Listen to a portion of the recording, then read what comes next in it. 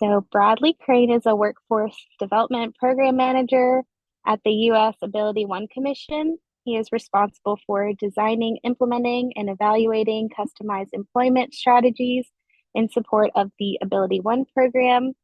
The Commission is the independent federal agency that administers the Ability One program, which facilitates the use of government procurement to provide employment in the United States for people who are blind or have significant disabilities. More than 36,000 individuals, including more than 2,500 veterans, are employed nationwide at more than 440 nonprofit agencies from Maine to Guam.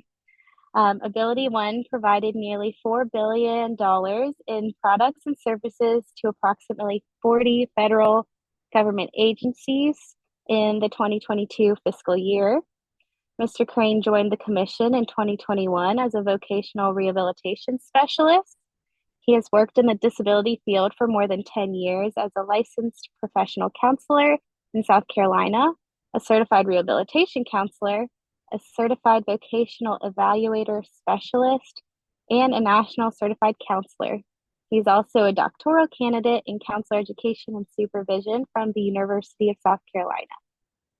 Reginald Gladney joined the U.S. Department of Agriculture, USDA, as the Disability Program Manager in January of 2024. Mr. Gladney started his federal career 20 years ago as a vocational rehabilitation counselor with the Department of Veteran Affairs, Vocational Rehabilitation and Employment, now the Veteran Readiness and Employment. His career aspirations led to several leadership positions with the VBA Central Office and Veterans Health Administration Michael E. DeBakey Medical Center in Houston, Texas, where he ensured and promoted employment-focused recovery services for veterans living with a mental illness or physical impairment with barriers to employment who wanted to secure and maintain meaningful community-based competitive employment that fostered self-esteem, dignity, respect, and independence. Within the human resource and employee development area, Mr. Gladney also held senior leadership roles as the Assistant Director for Leadership and Professional Development under the Office of Talent Management, OTM, and the Director of Business Management Office. The Disability Program Manager position brings him back to the human resources field. With over 27 years of postgraduate experience, Mr. Gladney brought his current and previous positions several transferable skills and experiences, including providing vocational rehabilitation services and community mental health services in the private not-for-profit area and state government vocational rehabilitation organizations. With undergraduate and graduate degrees in rehabilitation counseling, an MBA, and his current pursuit of a doctoral degree in counselor education and supervision, he has an impressive academic background. He's also a certified rehabilitation counselor and a certified vocational evaluator under the Commission of Rehabilitation Counselor Certification. He also completed his tenure on the Education Committee. So Bradley and Reginald, we are honored to have you join us today. And at this point, the floor is yours. All right, thank you. Thank you very much. Thank you and welcome everybody. Thank you. Good morning and good afternoon, I would say. Thank you for inviting us and giving us opportunity to kind of share our background and beyond the traditional path of vocational rehabilitation. We hope that this presentation today is helpful, but also informative and also inspiring and motivating for you to kind of branch out into other areas within the fields and utilize your skills within the field, utilize your VRNE or your rehabilitation counseling skills and skill sets in other areas of the government and or state rehab. So let me introduce myself again. I'm Reginald Gladney, and just to give a physical description of myself, I'm an African-American male with bald hair, facial hair. I also go by the pronouns of he and him. And I have a gray shirt on with a Human Resources HR USDA logo onto the left side. And also I have a blurred background today. Bradley, if you want to introduce yourself again. Thank you, Reginald. Thank you, Alexis, for the introduction. Good afternoon, everyone. My name is Bradley Crain. I am a Caucasian male with brown hair little bit gray in there, wear glasses, and I'm wearing a black and white polo today. My pronouns are he, him, and I'm a person with a disability, genetic, and progressive hearing loss. Right, let me go ahead and share the slides here. I forgot I need to share that for you guys, so you won't know what we're talking about. So yes, thank you again for welcoming us, and going to the next slide for the agenda for today. Awesome. So for our agenda today, we have kind of our career journeys, what Reginald and I have been through, and getting more information about that. Also looking at specialized knowledge and unique skills that are unique to certified rehab counselors. And our third is looking at alternative occupations that certified rehab counselors can look at kind of beyond that traditional pathway of vocational rehabilitation. And also, we're going to provide you some tips and suggestions when it comes to resumes and applying for federal jobs.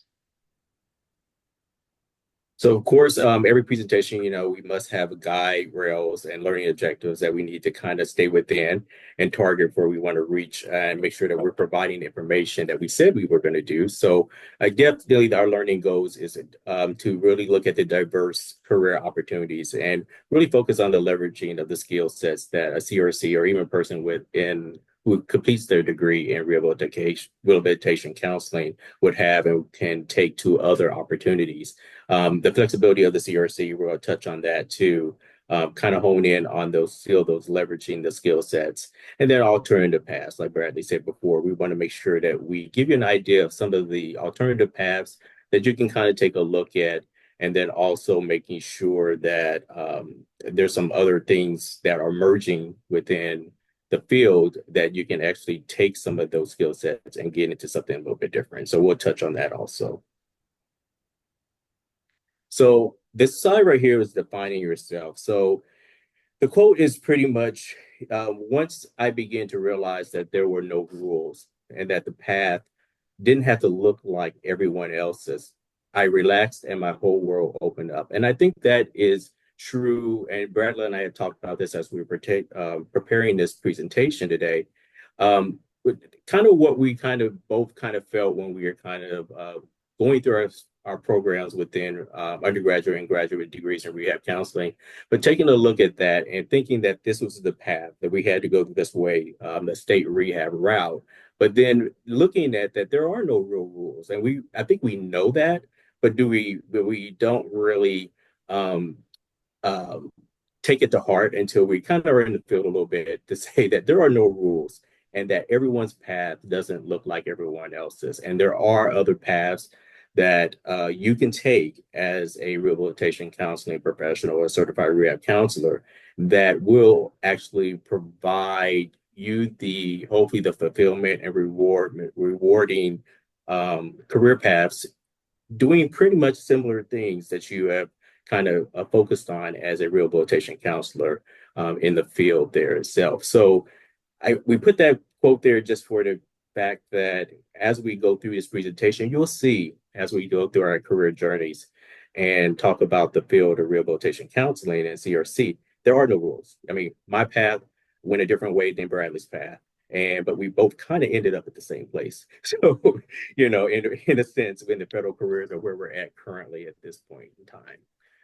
So as we start this conversation, we look at our career paths. One of the things that we wanted to take a look at, we're going to share with our career paths with you. But in the chat, if you guys could, and I'm going to take a look at it, but as we're sharing our career paths real quick, type in the chat where your career path started and see if it was similar to what, we ourselves I kind of went through.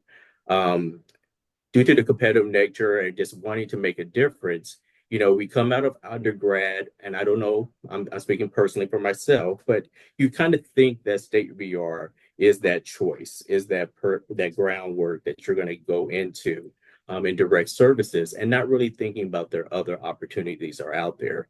And so we kind of are prepared to go into that pipeline. And so what I wanted to share with you first is my career journey and share that real quick with you.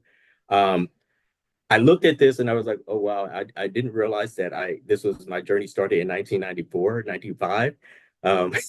So different, the rehab field was a little bit different then, a lot of things going on, but as I finished my undergraduate degree and my graduate degree in rehabilitation counseling, one of my career paths and what I started to look at was that state vocational rehab experience, kind of what I was prepped to do. But shockingly, when I got out, and I was blessed that I lived in a state where there was well, I'll just say Kansas City. So there's two states there. I can work on either side of the border or the state line there. And there were no opportunities to stay rehab. So it kind of started early for myself, looking at that career paths and no rules, where I had to take a look and see where that path was going to take me. My path took me to clinical mental health. I had my CRC, took me to clinical mental health till I can get into actual state vocational rehab, where I started my career in the rehabilitation counseling. And then from there, I didn't stay very long, as you can tell, because I don't know what it was about just starting off that path and doing something a little bit differently. I knew there was other opportunities. I knew there was other things. So I went back to the mental health field and kind of entered into the whole management field. And we'll get into that later, but entered into that administrative role, entered into the management field and got my first taste on that. But I leveraged all of that experience that I had as a rehabilitation counselor, even though it was short, period. But I leveraged that CRC. I leveraged everything that I learned in state rehab in order to get into that clinical mental health uh, realm. But then I leveraged that to make sure that while I was there, I was still doing vocational rehab. I still had my partnerships with vocational rehab, state rehab counselors. I still had programs as it related psychosocial educational programs or groups that were focused on employment, focused on persons with disabilities, and actually looking at supported employment opportunities. And so did all of that, and then really just kind of jumped into that federal career. And federal career, and we'll talk about that and how you get into that area. But the federal career started pretty early. I'm going into 21 years in federal service now here with the federal government. All of that pretty much, to some extent, except for my short time in HR, working with persons with disabilities in some form or fashion, either in an administrative role, direct service role, training kind of capabilities. And you see there from that time period from 2004 up to about 2018 or so, I was in all those roles. And at that time, I leveraged those things that I learned as a CRC, that I learned in my rehab counseling program, and really built onto those key skill sets, and really voice my worth and my value as a CRC and as a rehabilitation professional. That was so important, and I'll kind of close it out here. That was so important when I went to HR. In HR and even into my current role today, those things of human resources, reasonable accommodations, policy, regulations on disability, all of those things that I'll kind of hit on, those were so important that I honed those skills while I was in rehab, while I was at CRC, as I was going through my career journey. And opportunity came about just this year. Really didn't think I was going to leave the voc rehab field necessarily because I kind of revisited it back in Houston. But the opportunity came up in HR again. And we'll chat about that to be the disability program manager here at USDA. And I'll talk more about what that entails and how each one of the things that I learned as a CRC and anything that I leveraged has helped me in this role and how I was able to secure it at USDA at this moment and how I'm continuing to grow and build a program that has been kind of stagnant for a little bit. So, Bradley. Thank you, Reginald. And thank you guys also. If you're not currently in a career field, if you're still an undergrad, definitely put that in, say where you're going to school, what your program is in. For me, looking back at my slide, I actually realized I missed about almost 10 years. So before I actually went to school for rehab, just like Patrice, I was in higher education student disability services. I was running a assistive technology lab. And realized I really liked working with students in higher ed. I really liked working most of the time with professors, making things accessible, making Braille. It was great.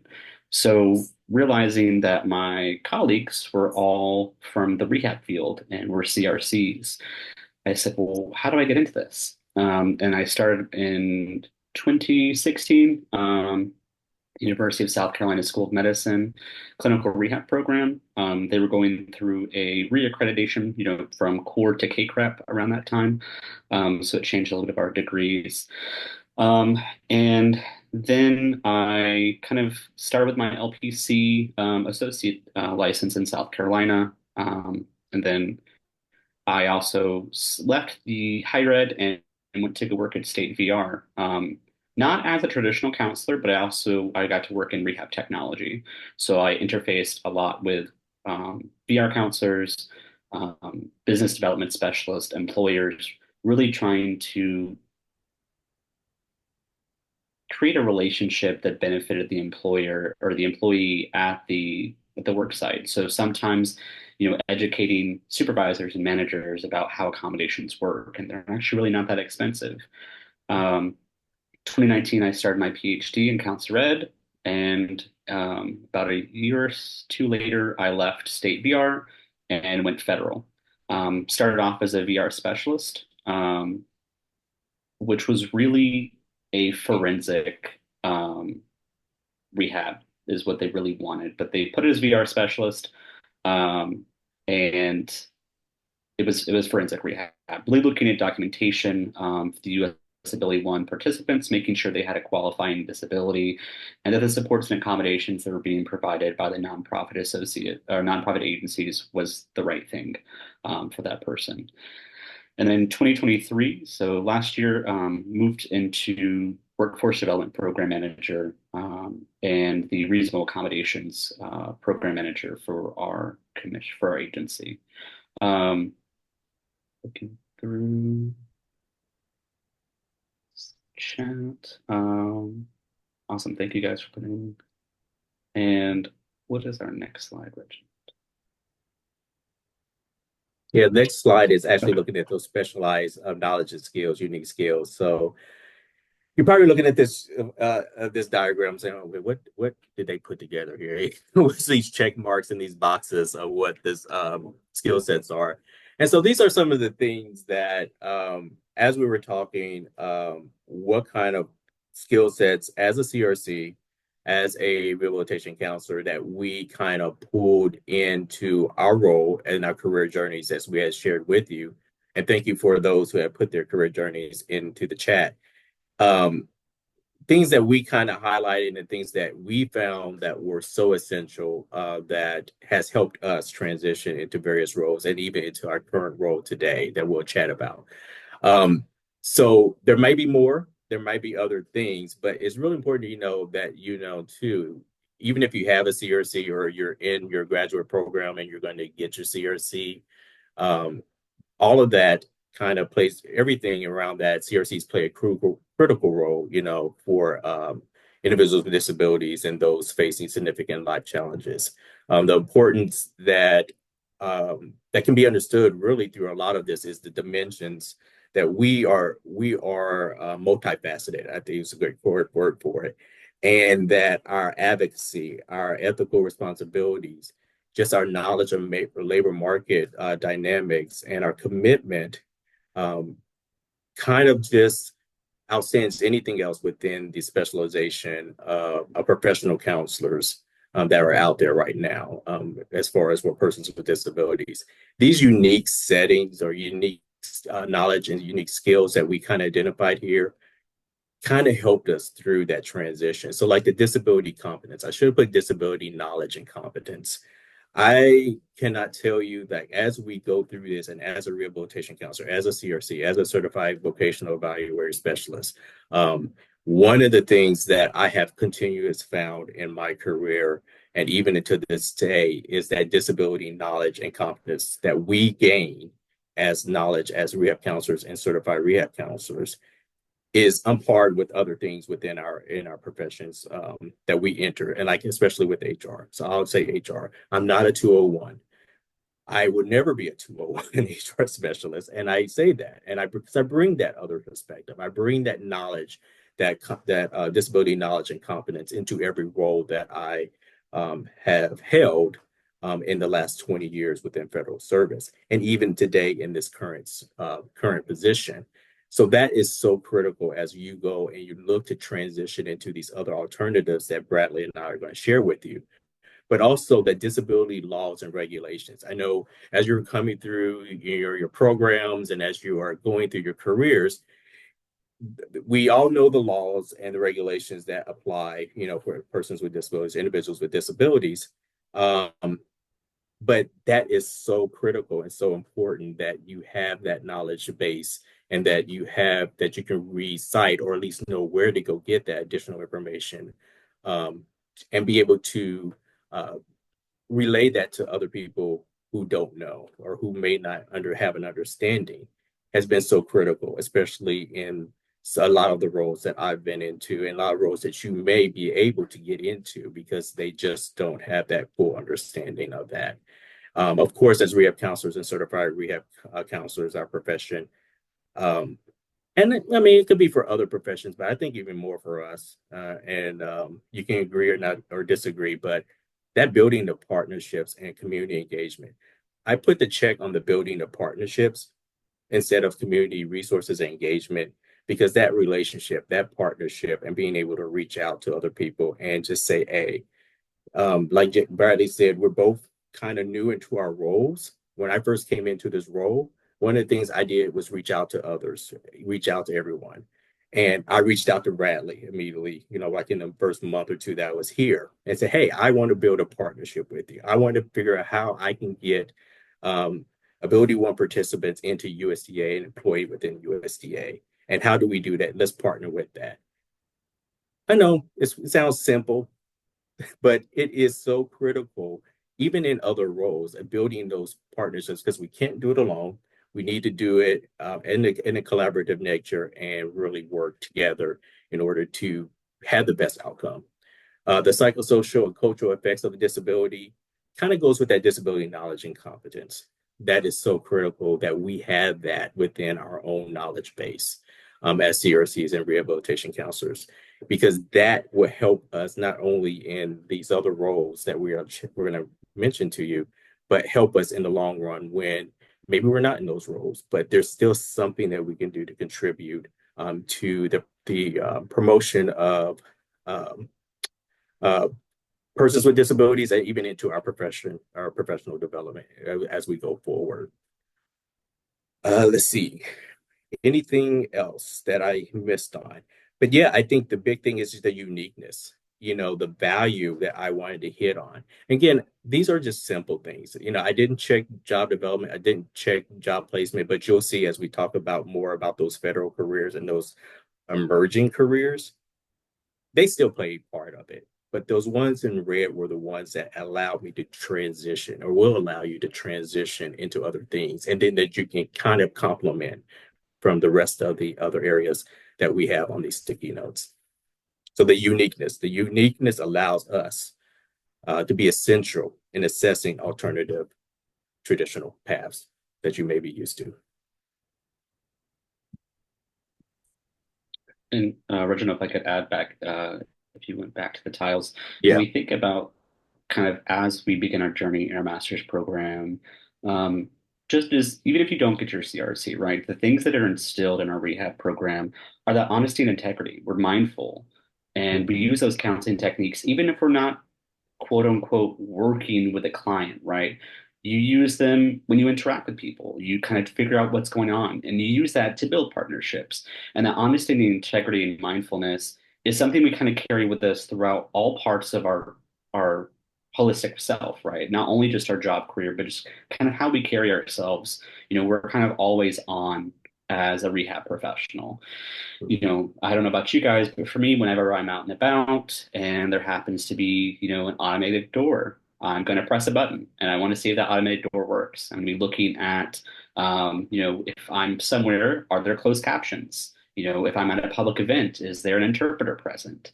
Are there curb cuts on the sidewalk? I'm just really looking at accessibility kind of always. It doesn't just work when I'm at work and turns off. And I think those are the kind of things that our rehab program and the CRC kind of instill in us is to always strive to be better and provide a place that's accessible for everyone.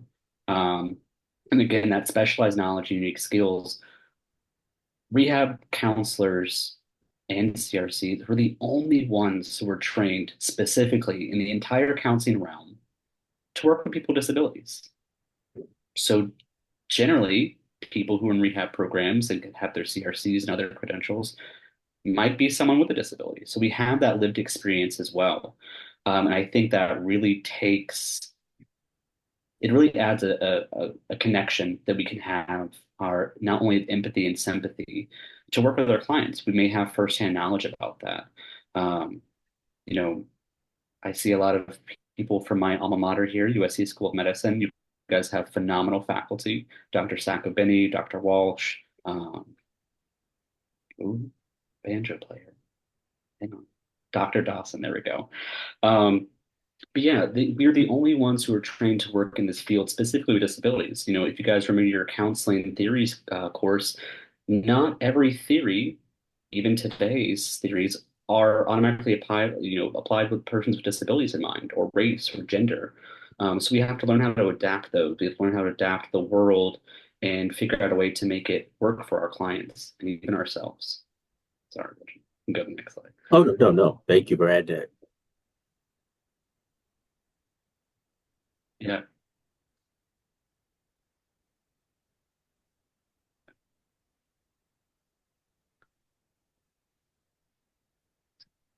You want to take the diverse occupations, or can you see it? Yeah, it's kind of blurry on my end. Let me pull it up Okay. on my Why are side. you pulling it up? Yeah. So while he's pulling those up and talking about that, like I said before, multifaceted nature of our profession, of who we are, and this is not all of the categories that we are going to chat about, but there are, we kind of broke it down to five. Of course, direct services, everyone knows about direct services, but also educational. Bradley mentioned that he came from the educational side of it too before he got into state rehab. So there's the educational piece, but what we wanted to chat on are these other three, and I'll let you take over, Bradley. But the administrative, specialized, and emerging roles, which is really the big one, is emerging roles. Yeah, definitely. So when we first think of, diverse occupations, the administrative and supervisory roles, they involve overseeing rehab programs. So you could be managing staff, making sure that you are compliant with ethical and regulatory standards. Um, Supervisory roles are crucial for promoting the profession and the development of their counselors. CRCs are often tasked with mentoring and training new staff members, and it's vital for maintaining the highest standards of practice and ensuring that clients receive quality services. So these could be, when you think about jobs that are out there, it can, I've applied on USA Jobs for supervisory clinicians at VA programs, and I've gotten a job interview and I've gotten a job offer. Just by having the CRC credential, some agencies realize that potential. When we look at specialized roles, we're looking at increasingly recognizing the importance of specialized knowledge and skills. So as CRCs, we have the flexibility to focus on specific populations, such as veterans, individuals with TBI, mental health diagnoses. And the foundation that CRC provides towards additional training and certification allows us to meet the unique needs of persons with disabilities, like I said before.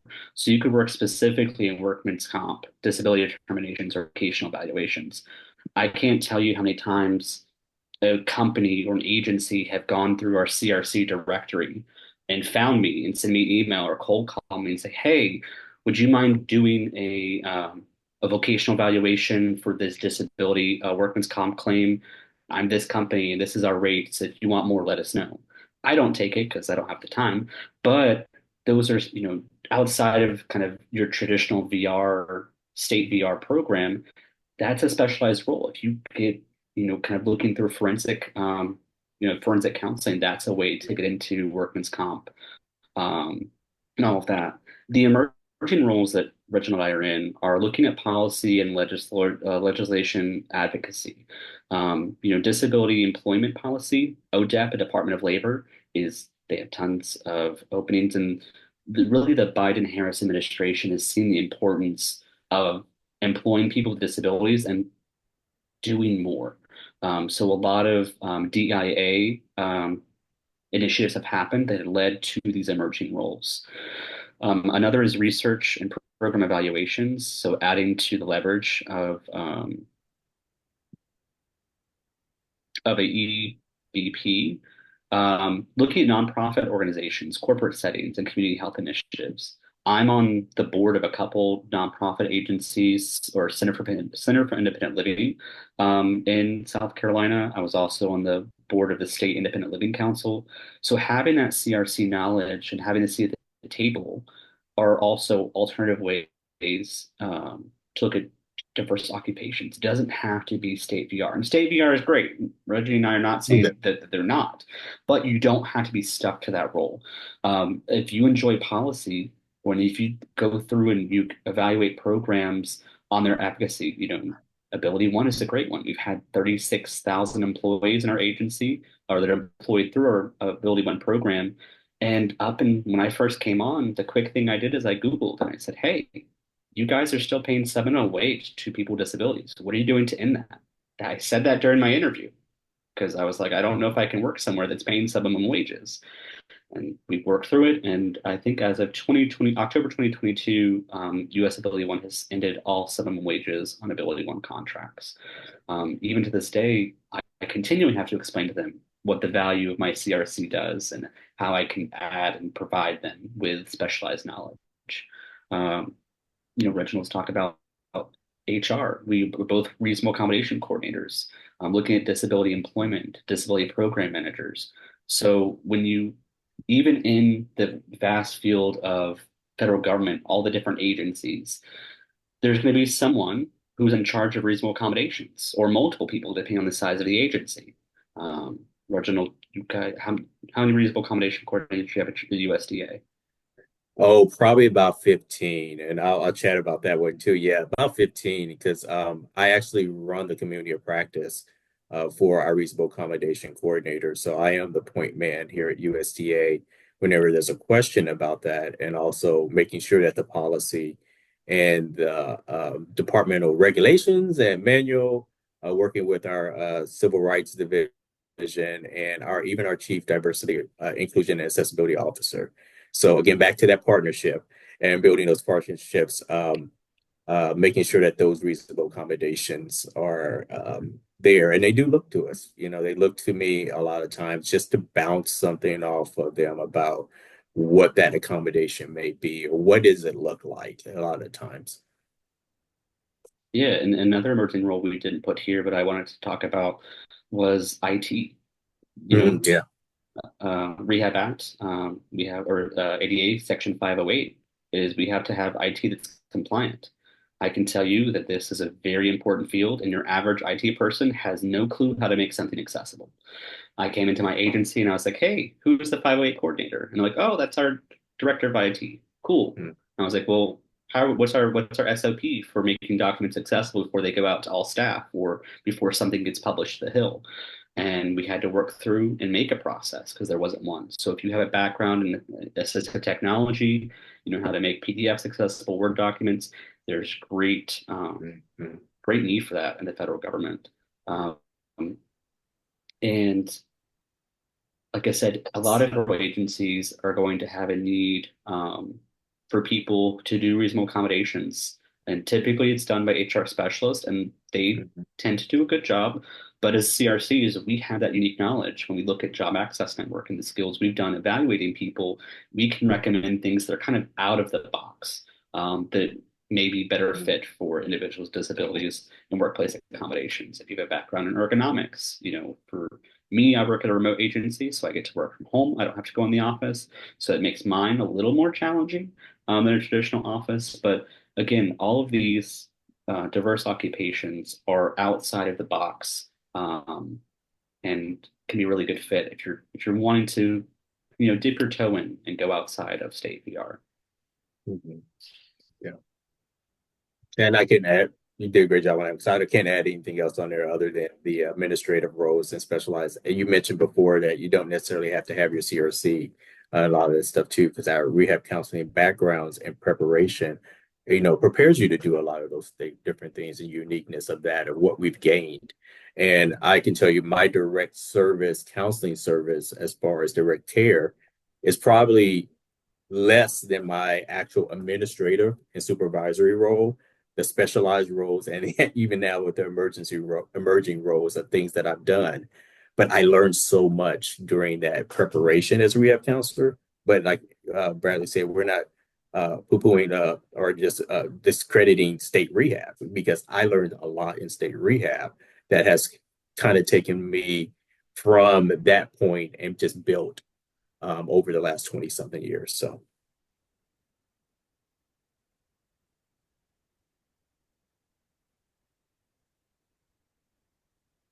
So kind of taking a look at our particular roles, looking at those emerging roles. Did you want to start? Or you want me to start on that one? Because they're really similar. Like I said before, it's kind of similar, when we start talking about it. But I don't know if you wanted to start, Bradley, or want me to start on it. Yeah, so I can touch on the workforce development program manager. Okay. So kind of as I said before, the U.S. Ability One Commission has over 36,000 employees across the U.S., from Guam to Puerto Rico, who make products or provide services for the federal government. So it could be providing food service on military bases, groundkeeping, all of that. So for me, as the workforce development program manager, one of the things I wanted to, not only our private citizen presidential appointed commission members wanted to change, but we wanted the involvement of the people with disabilities. They should be at the table. They should be leading their career. So this program allows someone to, get a job because they have a disability that's significant or that they're blind. But if you think about your yearly, if you have a career or if you're in a job, you have a yearly evaluation, right? Your boss may ask you, what training do you want? Where do you want to go in 5 years? But we weren't really asking that of our employees that are employed in the Ability One program. So as the workforce development program manager, I had to change our policies, making sure that the employees were thought of and that their career choices were important, that they weren't pigeonholed into a career that they didn't really want, and to make sure that they were increasing their knowledge, their skills, or their pay if they wanted that. And that they had a choice. They could say, nope, I'm happy with my job. I don't need anything else. I'm happy to be here 8 to 5, or whatever, I don't want to move up to lead. I don't want to move up to supervisor. So that policy and regulation, we have to go through and look through the CFR, our Code of Federal Regulations. We have to look through our own internal policies. We have to make sure, if we're collecting any data, we go through the PRA process. It's not much different from state VR of all our internal policies and procedures and acronyms. But it's something that I've enjoyed, again, kind of like Reginald said, about building that partnership and finding other, federal agencies to work with, working with nonprofit agencies across the U.S., working with Centers for Independent Living, working with ACL, and really going in and deep diving into policy. I really didn't think I loved policy, but I actually really love rewriting and changing and getting feedback on policy and building up to where it needs to be.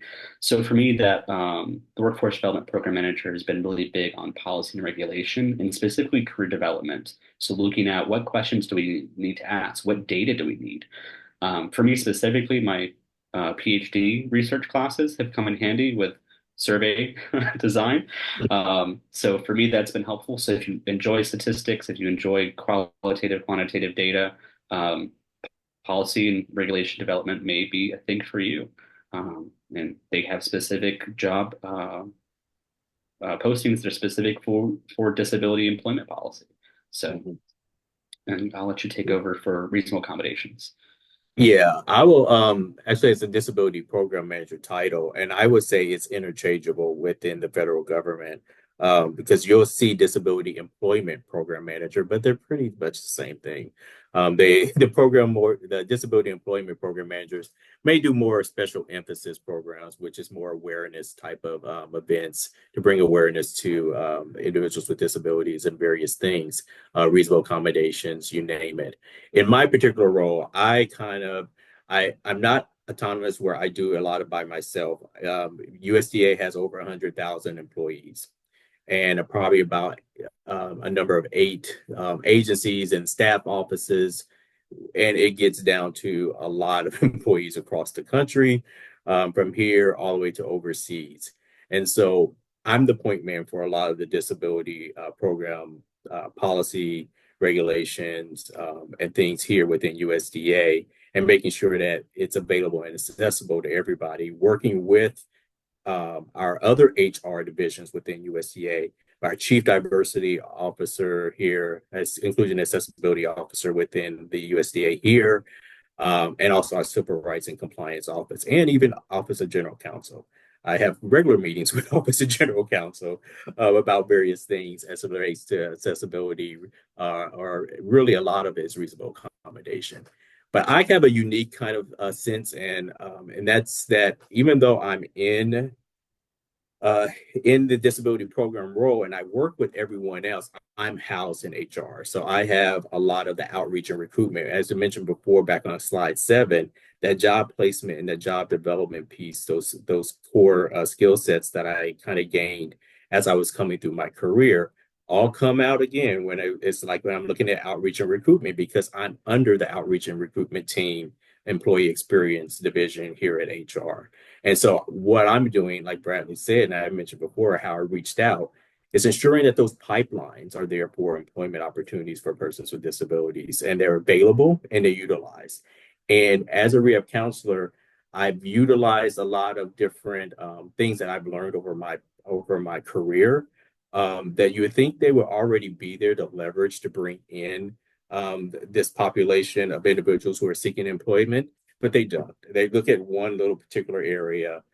They only focus on the WRP as a possibility. I'm like, well, have you talked to state rehab counselors? Where's the pipeline there? I mean, you're missing a pipeline here with a lot of different individuals. So I'm building that in with outreach and recruitment. And then the training and coordination, just in making sure that the training is there, the awareness is there, reducing that knowledge gap, working with our talent management division and all the individuals within the organization to make sure that our talent management system has the information there. And let's see, and then guidance. The reasonable accommodations, policy guidance, make sure the manuals and regulations are there. Pulling all that in, that policy development and implementation, making sure that we're hitting those employment goals and targets that we want to hit to bring on individuals with disabilities within the federal government and specifically within USDA. And then, of course, you mentioned program assessment, your PhD program. I think my program also is the same way. That program assessment and evaluation, the effectiveness, and making sure how do we change things in order to make us more effective, impact, and efficiency. So all of those things that we learn as rehab counselors, as we're going through our program, you can leverage in other occupations, as we had talked about today, and really build on that. So I think this is the big one that everybody's really looking forward to, is those tips and suggestions. How do you get into those areas? How do I leverage that? What does that look like in the federal space? Mainly, we're trying to chat on, but the federal space, federal resumes and interviewing, I think is a key one that we take a look at for direct services. The competition's there. But after 21 going on 21 years of federal service and being on both sides of the HR interviewing and evaluating the resumes, and we were just chatting about this before the session, is that sometimes we don't take our own advice as professional counselors, where we're kind of giving our guidance to our clients to really market yourself and really think. So really leveraging that and making sure that we are putting our best foot forward, but also really focusing on those resumes that we are making them more specific. We are looking at the federal resumes. We're not copying and pasting, PDs in a description, that we're taking a look at what those requirements are and really tailoring our resume. I think, having those versions and just tailoring to what the announcement says. and those key terms, so that way when the person is reviewing it, they can pick up on it really quick, because your goal is to try to get to the top so you can get that interview. So then you can sell yourself and your CRC even more about how it applies to your particular job. And I think we both agree, and I'll let Bradley throw some stuff in there too, is that I don't use the the USA jobs template a lot of times. I have it there. I use it for quick turnarounds, but I have a couple of master MS Word documents that I can just plug and play and add additional information to that to make those adjustments and make those key terms really pop and stand out. And with the world of AI now, you can really do that with a lot of the resumes. Yeah, and I would Bradley. say too, if you are a person with a disability and you're not Mhm. applying under Schedule A, you're really missing out. Or if if you have a current caseload and you have clients who are interested in working in federal employment or federal contractors, specifically federal employment, using a Schedule A letter, they don't expire and they can use them from now until, assuming they still have the qualifying disability under Schedule A. But if you're looking to get in to federal service, that is a great avenue to get into. If you're a recent graduate, looking through USA jobs and the recent graduate pathways, you don't have to go through WRP. I went under WRP myself. 2 years in a row, I never once got a call from a federal government. I used recent pathway graduates. I applied for 6 jobs. I got 6 full offers across the East Coast, from VA up to the Pentagon. So use the different avenues. Again, Reginald said that having different resumes. So you want to have, if you're looking for a specific clinical side, have your clinical resume. If you're looking for HR or policy, have that specific resume that tailors those job duties and components of yourself, and you can kind of massage yourself out in the different ways. Um, don't use a standard resume for each one. Allows you to upload, I think, 10 different resumes. So, and then knowing your networking and elevator pitch. If you have any friends, if you're in a program, talk to, the program administrator or the director of the program. Hey, do we have any, alumni that are in federal government? Can they come do a presentation to us, talk about their job? Maybe you just need their contact information, ask where they work, see what the vibe is, if it's a good agency. Um, and I think just again, networking is a thing that we do as CRCs. So continuing to do that, having your elevator pitch. A lot of people don't know what CRCs are. So being able to explain what we do and how we do it. Yeah, I think that's a great one. The networking and elevator pitch. In my interview for this particular job, they were trying to decide if it's going to be a 301 or a 201 HR position. And I had to, and as a 301, there was a lot of HR people that applied.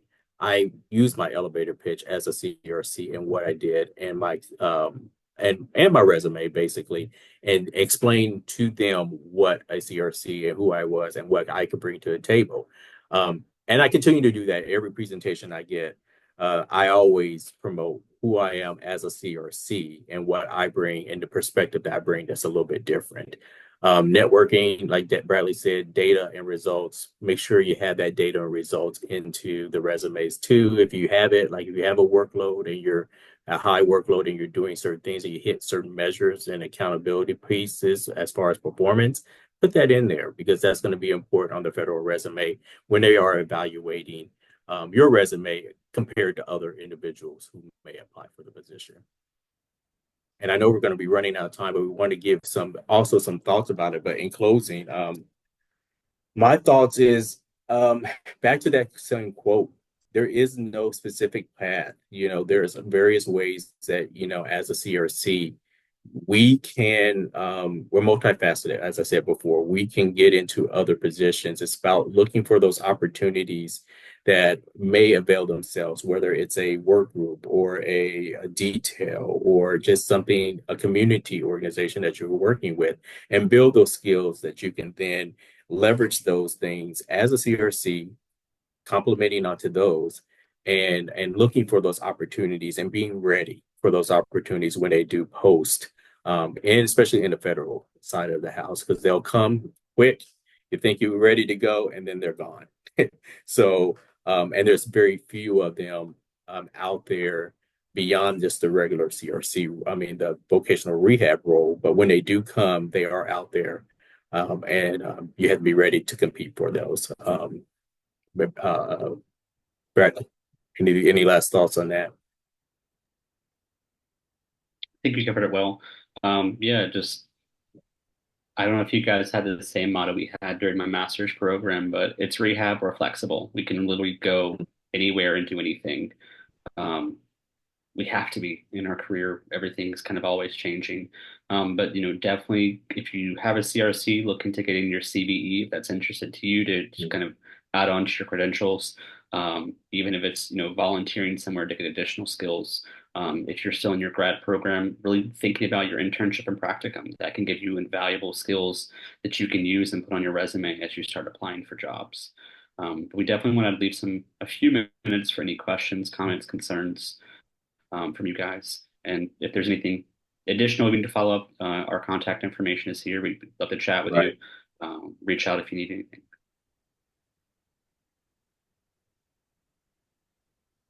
So go back over to Allie, right? Yes. All right. So I haven't seen any questions come in yet. I think you answered mine, which was more about like the suggestions, especially since I'm a grad student as well. Um, but so I appreciate that. I think I have a slide to share with y'all about our sponsor. Oh, just kidding, I can't share it. But I I just can want to say, share.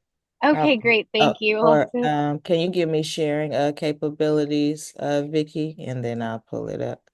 Okay, great. And people are saying that the link's not working in the chat.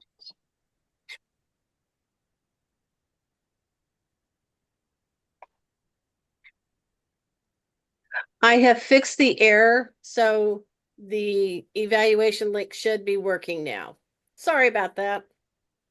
Okay, great. So we just like to provide our sincerest gratitude to Bradley and Reginald for this wonderful and meaningful presentation on the alternative careers for certified rehabilitation counselors. We're very grateful for you guys sharing everything. We'd also like to thank our sponsor today, the Counseling Exam Prep Bootcamp, for sponsoring our interpreter for today. ARCA thanks you for your support. And then for everyone in attendance, we also encourage you to come to the next ARCA webinar, which is scheduled for November 22nd, 2024 at 12 again. And this one is on exploring careers in vocational rehabilitation, integrating mental health and vocational services. The webinar registration and more information can be found on the ARCA website.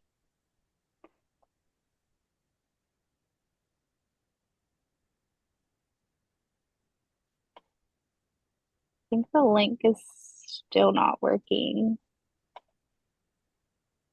Again, I'll make sure that everybody gets that link.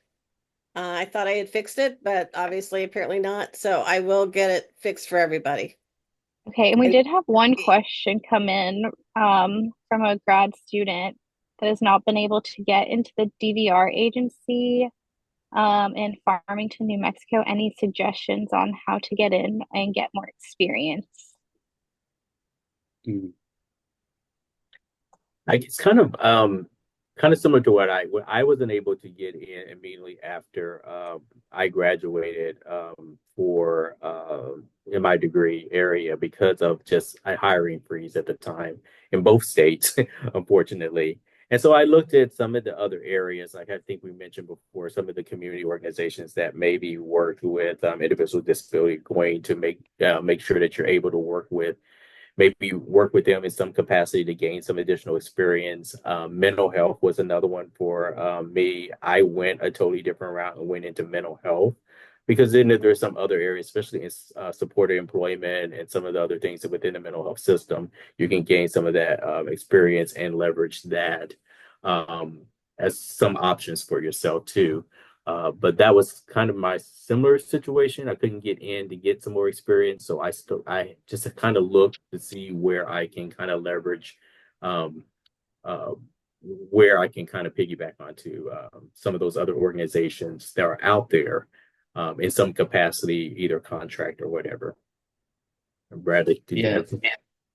I would definitely look at Centers for Independent Living. Yeah. I don't know specifically about Farmington, but I know New Mexico, there's going to be at least a couple SILs out there. Also, with your background in rehab, or even, Helen, I know you said you are a new professional as a CRC. Look at agencies that employ people with disabilities. You can be there to kind of give them that guidance. Even if you're new, you have that master's degree that gives you that experience, and maybe not so much experience, but knowledge of best practices. So definitely utilize that. You can be a resource either at a center for independent living or at a nonprofit agency that does employment for persons with disabilities. And that can help you get into it. Um,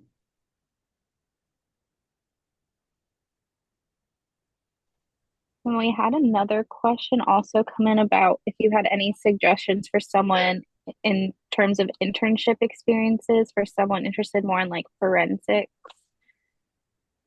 Mhm. Forensic.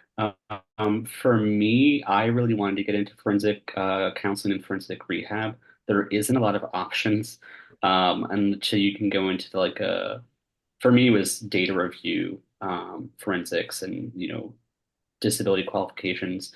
Sometimes you can look at disability determination centers, so people that process Social Security Administration applications for disability. That can be kind of in my mind, a little bit of a forensic.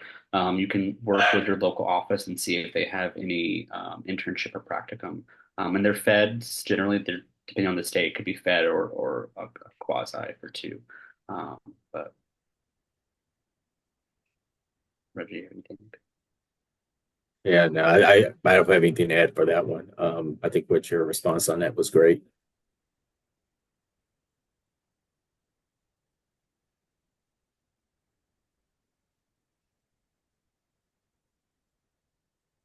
Helen, WIOA centers could definitely be helpful for internship sites, for sure. Yeah.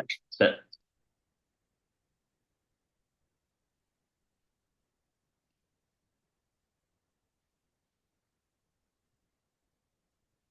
thank you. Diane, do you have more context? There was one last question that came in asking what does CDE mean? Is it CVE or probably CVE, right? D as in Delta.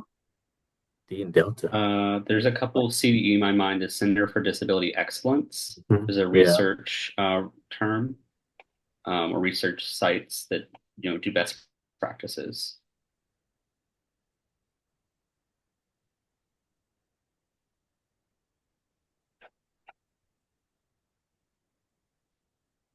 Allison, when it comes to networking, what does that look like? Is LinkedIn relevant? I think for me, old school, I would have said in-person networking. But now that we've gone kind of post-COVID, in-person networking is starting to come back. Try to go to any conference you can that are in person. For me, I like in-person meetings, but LinkedIn is another one. Looking at, as you're reading through research articles, reaching out to the author or co-authors. If you see someone else, the CRC website shows every person that has a CRC. Look in your area if they're around you. Email them, see if they'd be open up for a phone call or to grab a cup of coffee, just to kind of share their knowledge, share their experience, or even looking up to do like a, professional meetup, to kind of just talk about their own experiences, share something. I've always wanted to have like a mentor mentee program. I think would be really helpful with CRCs as people are in their grad programs and even studying for it. That'd be one thing I like to see eventually. Yeah. And LinkedIn is relevant, especially if you're looking at HR and some of the other opportunities. So I do have a LinkedIn profile that I do check regularly too. So you can always reach out to me on that.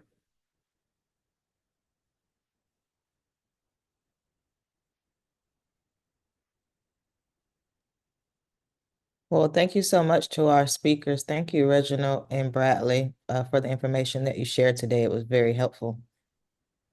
Well, thank you for the invitation. Thank you for allowing us to provide our experience and our knowledge of just the rehab field and where our career journey has taken us so far today. Bradley. Thank you.